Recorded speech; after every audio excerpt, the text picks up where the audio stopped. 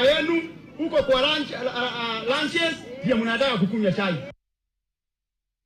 Now, medical services are expected to resume across Kericho County after doctors called off their 3-week strike following the signing of an MOU between KMPDU and Governor Eric Mutai's administration.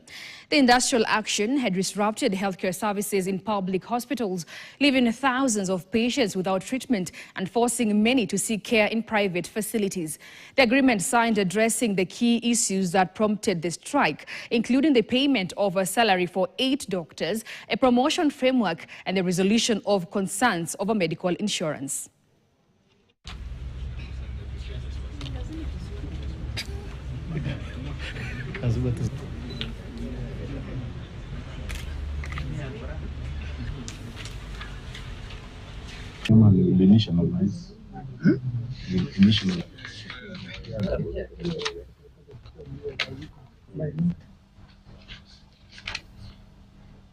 And today we were able to come into an agreement with the county government of Kericho.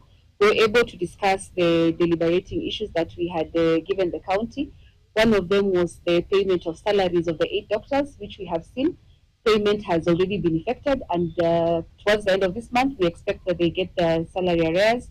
The other issue is the promotion of doctors, the consultants who are not serving the right job group. We have been able to discuss, and we have come up with a matrix that will ensure that their needs of promotion have been taken into account.